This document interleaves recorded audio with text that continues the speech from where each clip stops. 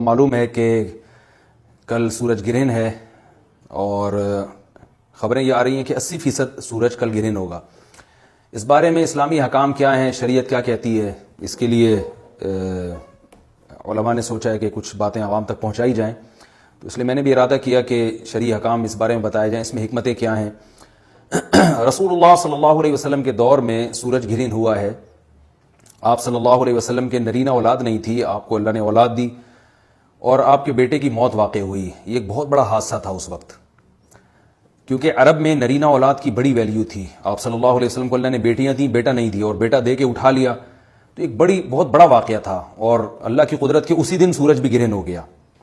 تو عرب یہ کہا کرتے تھے، زمانہ جاہلیت میں یہ بات مشہور تھی کہ کوئی بہت بڑا دنیا میں واقعہ ہوتا ہے تو سورج یا چاند گرہن ہو جاتے ہیں۔ اسی دن سورج بھی گرہن ہوا تو یہ بات پھیل گئی کہ محمد صلی اللہ علیہ وسلم سید الانبیاء رسول اللہ صلی اللہ علیہ وسلم کے بیٹے کی چونکہ موت واقع ہوئی ہے، اس لیے سورج گرہن ہوا ہے۔ آپ صلی اللہ علیہ وسلم نے اس بات کی تردید فرمائی اور آپ نے فرمایا ان الشمس والقمر آیتان من آیات اللہ لا ينکسفان بموت احدہم، کہ سورج اور چاند اللہ کی نشانیوں میں سے ایک نشانی ہے۔ لا ينکسفان بموت احدہم آیاتہ، نہ تو یہ کسی کی موت کی وجہ سے گرہن ہوتے ہیں، نہ کسی کی زندگی کی وجہ سے، بل یخوف اللہ بہما عبادہ، اللہ ان کے ذریعے اپنے بندوں کو ڈراتے ہیں۔ یہ بخاری مسلم کی حدیث ہے، اپنے بندوں کو خوف زدہ کرتے ہیں۔ تو یہ اللہ کی نشانیاں ہیں، اور آپ صلی اللہ علیہ وسلم نے اس موقع پر نماز کا حکم دیا، اللہ کے سامنے عاجزی اور انکساری کا حکم دیا۔ دیکھیے یہاں ایک بہت اہم پوائنٹ کی بات ہے ان لوگوں کے لیے جو اسلام کے خلاف ہیں،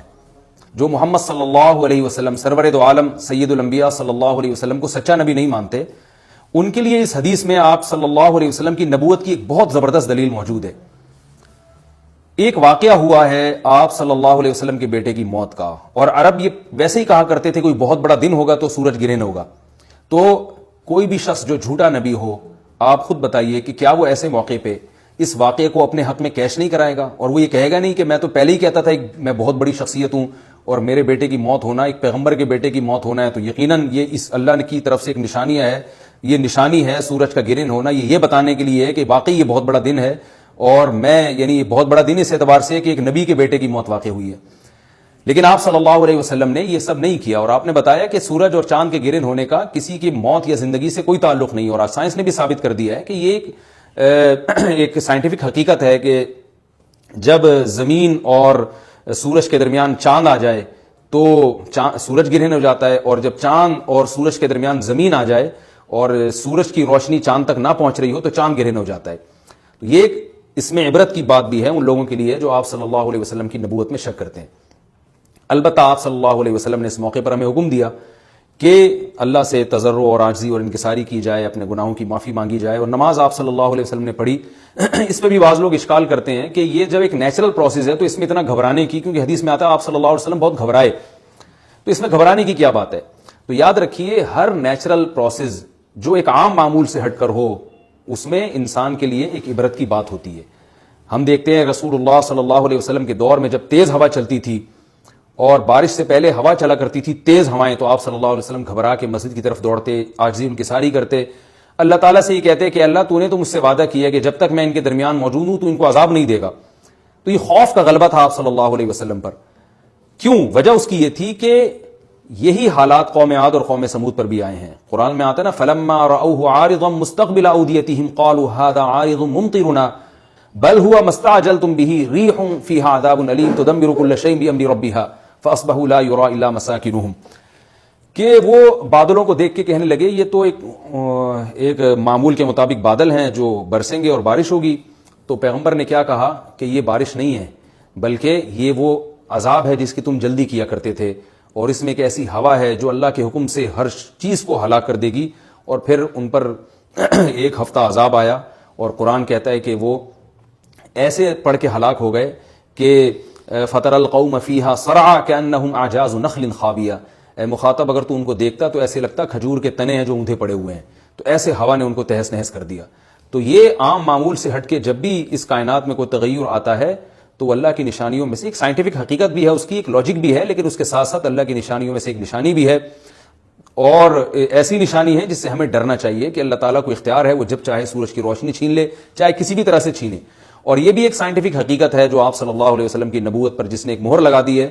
کہ سورج اور چاند کا گرہن ہونا، اگرچہ اسی ایک لاجک ہے کہ چاند سورج کے سامنے آ جائے تو سورج گرہن ہو جاتا ہے، لیکن اس بارے میں جو ہماری تحقیق ہے، جو سائنسدان کہتے ہیں کہ یہ وقت اس یعنی خطرے کا وقت ہوتا ہے، سورج سے ایسی خطرناک ریز نکلتی ہیں جو نقصان کا سبب بن سکتی ہیں، تبھی بعض حضرات سورج کی طرف دیکھنے سے بھی منع کرتے ہیں، اور یعنی نظام میں تھوڑی ایک عام نارمل روٹین سے ہٹ کے اس کائنات کا نظام چلتا ہے، تو اس لیے یہ اس کائنات کے لیے، زمین کے لیے ڈینجرس ہو سکتا ہے، اور جو گریوٹی اور جو کشش کا نظام ہے اس میں بھی خلل واقع ہوتا ہے، تو ایسا نہیں ہے کہ یہ بالکل ایک نارمل کنڈیشن ہوتی ہے اور اس کا کوئی نقصان ہی نہیں ہے، یہ بالکل غلط ہے، اس میں نقصان کا بہرحال خطرہ ہے، اور اس بات کا امکان موجود ہوتا ہے کہ قدرت انسانوں سے انتقام لے یا انسانوں کو نقصان پہنچائے، اور ویسے بھی جن کے دلوں میں اللہ کا خوف ہوتا ہے وہ تو ویسے ہی اللہ کے وَهُم مِّن خَشْيَتِهِ، قرآن مجید میں اللہ تعالیٰ کے ارشاد ہے کہ مشرکین بار بار یہ سوال پوچھتے تھے قیامت کب آئے گی کب آئے گی، اللہ فرماتے ہیں لیکن جو مومنین ہیں ان کو اس سے غرض نہیں ہے کہ کب آئے گی، وَالَّذِينَ آمَنُوا مُشْفِقُونَ مِنْهَا، وہ تو قیامت سے گھبراتے ہیں کہ پتہ نہیں ابھی نہ آ جائے، تو جس کے دل میں اللہ کا خوف ہوتا ہے اس کے زندگی گزارنے کا طریقہ کچھ اور ہوتا ہے، وہ بات بات پہ اللہ سے ڈرتا ہے، اس کو اللہ سے ڈرنے کا بہانہ چاہیے، اس کو توبہ کا بہانہ چاہیے، تو اس بحث میں پڑھنا کہ یہ تو ایک لاجیکلی ایک سورج کی روشنی غائب ہو جائے گی، وہ ٹھیک ہے، یہ سائنسدانوں کا شعبہ ہے کہ کیوں غائب ہو رہی ہے، ماہرین فلکیات کا شعبہ ہے، لیکن اہل ایمان کا جو کام ہے اس موقع پر، ان کا جو وظیفہ ہے وہ یہ کہیں کہ اللہ کی نشانیوں میں سے ایک نشانی ہے، اللہ اپنی قدرت دنیا میں دکھاتا ہے کہ میں یہ بھی کر سکتا ہوں چاہے کسی بھی طریقے سے کروں، تو ہمیں اس موقع پر بہرحال اللہ کے سامنے جھکنا چاہیے، اپنے گناہوں سے معافی مانگنی چاہیے، اور وہی عمل کرنا چاہیے جو رسول اللہ صلی اللہ علیہ وسلم نے ہمیں بتایا ہے، اور اس بارے میں جو توہمات پھیلے ہوئے ہیں اس سے بھی ہمیں اجتناب کرنا چاہیے، جیسے